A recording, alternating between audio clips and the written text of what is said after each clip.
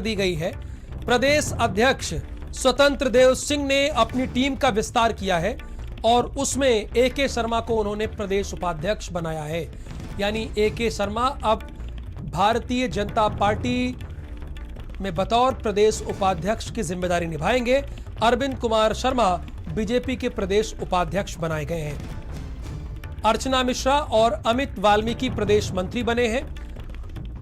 एक बड़ी खबर है, अरविंद कुमार शर्मा को प्रदेश उपाध्यक्ष बनाया गया है। संगठन में काम करने की जिम्मेवारी दी गई है। बीजेपी के प्रदेश पदाधिकारियों की घोषणा हुई है, जिसमें अरविंद कुमार शर्मा को प्रदेश उपाध्यक्ष बनाया गया है। ये बड़ी जिम्मेदारी है। अरविंद कुमार शर्मा बीजेपी के प्रदेश उपाध्यक्ष बने हैं।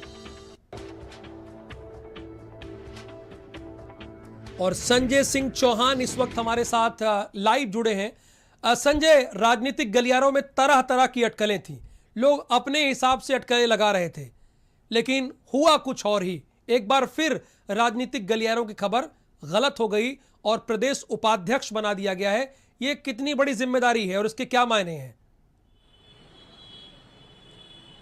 बिल्कुल राहुल जी, मैं बताऊं कि पिछले काफ़ी समय से गहमा गहमी ये थी कि मंत्रिमंडल का विस्तार होगा और उसमें AK शर्मा को कहीं ना कहीं बड़ी जगह और जिम्मेदारी सौंपी जाएगी, लेकिन उन सारी अटकलों को विराम लग चुका है और AK शर्मा जिनके समायोजन को लेकर के तमाम चर्चाएं थी, वो चर्चाएं खत्म हुई हैं। अब उनको प्रदेश उपाध्यक्ष जैसी अहम जिम्मेदारी सौंपी गई है। तो कुल मिलाकर के अब संगठन में और स्वतंत्र देव सिंह की टीम में रह करके काम करेंगे, क्योंकि पिछले काफ़ी समय से केंद्र सरकार या गुजरात सरकार के साथ रह करके वो PM मोदी के काफ़ी करीबी अधिकारी के रूप में माने जाते थे, लेकिन उसके बाद उनको यूपी की जिम्मेदारी सौंपी गई और लगातार जब से वो यूपी आए थे तब से कोरोना काल को लेकर के लगातार वो पूरब से लेकर पश्चिम तक जो है ग्राउंड जीरो पर तेजी से जनता के बीच में जाकर के काम कर रहे थे।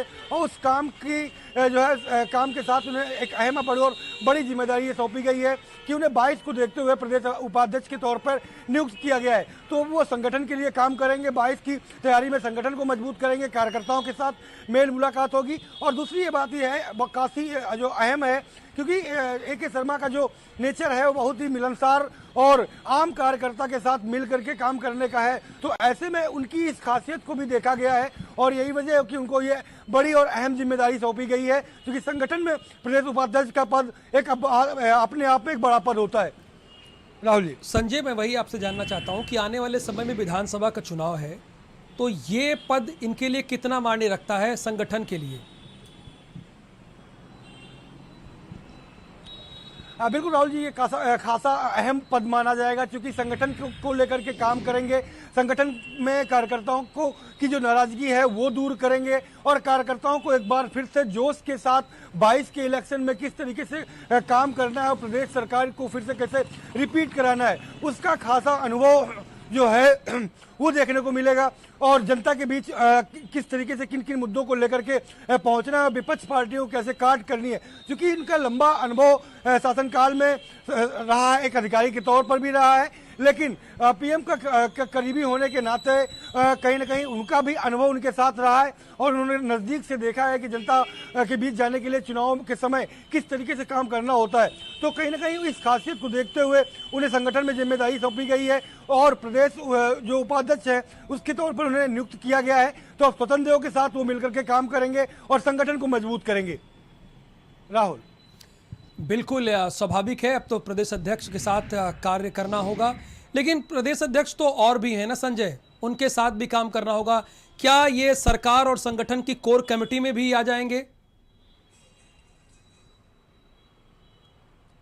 बिल्कुल, अभी फिलहाल जो है उन संगठन की जिम्मेदारी और अहम जिम्मेदारी सौंपी गई है और उनके साथ जो और प्रकोष्ठ हैं उसके भी अध्यक्ष बनाए गए हैं। तो ऐसे में प्रांशुदत्त द्विवेदी जो है वो युवा मोर्चा के अध्यक्ष बनाए गए हैं। गीता साग के जो राज्यसभा सांसद हैं उन्हें महिला मोर्चा की जिम्मेदारी सौंपी गई है।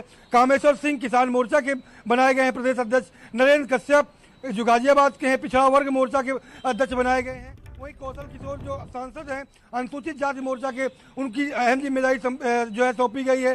संजय जो है वो अनुसूचित जनजाति मोर्चा के और कुंवर बासित अली मेरठ को अल्पसंख्यक मोर्चा का प्रदेश अध्यक्ष भी घोषित किया गया है। तो AK शर्मा के साथ और लोगों की भी अहम जिम्मेदारियां सौंपी गई हैं, क्योंकि आगे आने वाले चुनावों को देखते हुए जिस तरीके से जातिगत चीज़ों को भी फिट करना है, और वही वजह है कि जो है AK शर्मा से लेकर के कौशल किशोर तक जो सांसद हैं लखनऊ के, उनको भी अलग अलग मोर्चे की जिम्मेदारी सौंपी गई है। तो ये कहना गलत नहीं होगा कि सरकार और संगठन अब दोनों ही चुनावी मोड पर आ चुके हैं, और यही वजह है कि लगातार बड़ी जिम्मेदारियों के साथ अब लोगों को कार्यकर्ताओं के बीच में और संगठन में कैसे काम करना है, अपने अपने प्रकोष्ठ की जिम्मेदारियों के साथ लोगों को भेजा जाएगा कि 22 की तैयारियों को मजबूत किया जा सके। जहां पर विपक्ष एक तरफ आरोप लगा रहा है, वहीं पर भारतीय जनता पार्टी एक कदम आगे बढ़ गई है। 2022 के चुनाव के लिए वो तैयारी शुरू कर दी है। इसी कड़ी में स्वतंत्र देव सिंह ने अपनी टीम का विस्तार किया। ये देखिए, सुनील बंसल का ट्वीट है, उन्होंने शुभकामनाएं दी हैं जो नए पदाधिकारी नियुक्त हुए हैं। भारतीय जनता पार्टी के समस्त नए मोर्चा अध्यक्षों और नए प्रदेश पदाधिकारियों को शुभकामनाएं दी गई हैं बंसल की तरफ से। संजय हमारे साथ लगातार लाइव जुड़े हुए हैं। संजय, जहां दूसरी पार्टियां एक दूसरे पर आरोप प्रत्यारोप लगा रही हैं, वहीं बीजेपी अपनी विधानसभा 2022 की तैयारी शुरू कर चुकी है।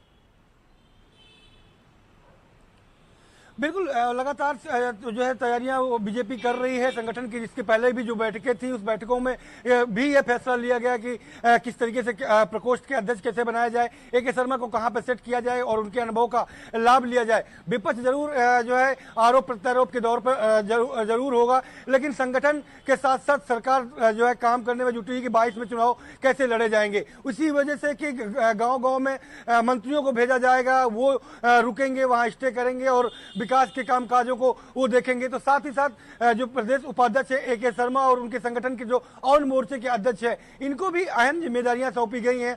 ये लोग भी यूपी का मंथन करेंगे और जनता के मूड को भापने का काम करेंगे, और उस मूड को देखते हुए आगे कैसे तैयारियां की जाए उस पर भी विशेष फोकस होगा। तो कुल मिलाकर के संगठन को मजबूत कर दिया गया है। काफी समय से संगठन के मंथन चल रहा था कि किसको और कैसी जिम्मेदारियां सौंपी जाए। तो AK शर्मा को फाइनली संगठन में एक बड़ी जिम्मेदारी संगठन में प्रदेश उपाध्यक्ष बना दिया गया। बहुत शुक्रिया आपका इस जानकारी के लिए संजय सिंह। संजय सिंह ने अहम जानकारी दी। इधर आगे बढ़ते हैं। बीजेपी प्रदेश अध्यक्ष स्वतंत्र देव सिंह ने बीजेपी में शामिल हुए जितिन प्रसाद की आज जमकर तारीफ की है। जितिन प्रसाद को उन्होंने एक ईमानदार नेता बताया है और कहा है कि ऐसे लोगों के आने से बीजेपी और मजबूत होगी।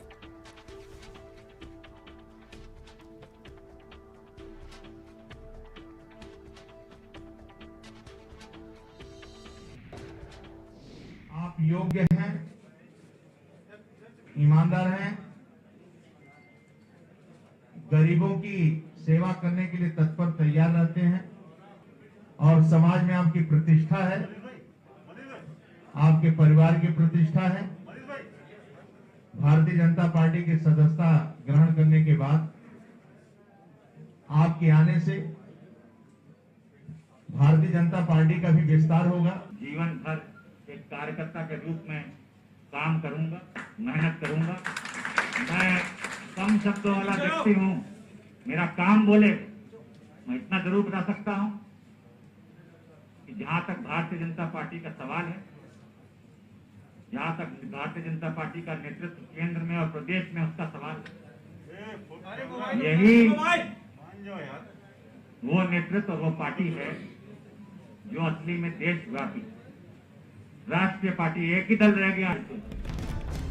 इससे पहले जितिन प्रसाद मुख्यमंत्री योगी आदित्यनाथ से मिले। सीएम आवास पर मुख्यमंत्री से मुलाकात हुई। सीएम आवास पर दोनों के बीच ये मुलाकात हुई है, जिसकी तस्वीर भी आप देख रहे हैं।